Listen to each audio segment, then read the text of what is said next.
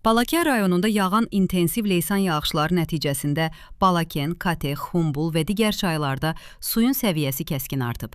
Çaylar məcrasından çıxıb. Nəticədə rayonun Mahamalar, Gərəkli, Hənifə, İtitala, Püştətala və Kortala kəndləri, həmçinin Kortala kənd inzibati ərazi dairəsinə daxil olan Beçaqar yaşayış məntəqəsində geniş ərazilər su altında qalıb.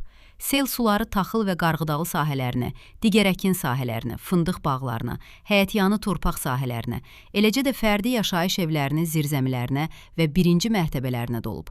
Sakinlərin sözlərinə görə sel təsərrüfatlara ciddi ziyan vurub. Taxıl və digər əkin sahələri yararsız vəziyyətə düşüb. Çoxsaylı ev quşları və xırda buynuzlu heyvanlar tələf olub.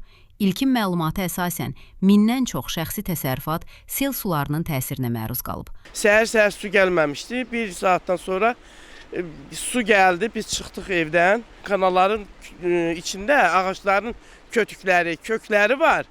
Su axarı ilə getmir də, yığılır, vurur bağa. Bağdan da gəlir, dolur həyətlərə.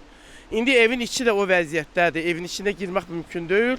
1 metrə yaxın həyətdə su var. Padvala dolub su, oradan da evin içinə. Toyuqcanı bütün qırdı, getdi, cücələr apardı. Hər yer sudur, hər şeyi götürdü, getdi. Saat 10-dan başladı yağış leysan. Bir də gördük sel gəlir. Bütün hər yeri götürdü. Padvallar, ev, dirik, baca, heç nə qalmayıb. Malları güclə çıxartdılar içinə. 80 ildə mən bura köçmüşəm. İlk dəfə bunu görürəm. Su olub, amma bu tərəfə keçən su olmuyor. Hazırda aidiyyəti dövlət qurumları tərəfindən sel sularının yaratdığı fəsadların aradan qaldırılması istiqamətində tədbirlər davam etdirilir. Son günlər Balakən rayonunda yağan intensiv yağışlarla əlaqədar olaraq rayonumuzda sel su basma hadisələri qeydə alınmışdır.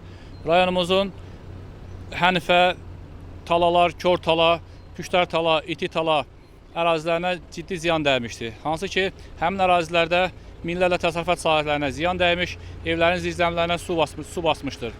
Bununla əlaqədar olaraq Balakən rayon İcra Hakimiyyətinin başçısı cənab Natiq Ağayev əraziyə baxış keçirmiş və uyğun olaraq da Fövqəladə Hallar Komissiyasını toplamışdır və aidiyyət şəxslərə tapşırıq vermişdir.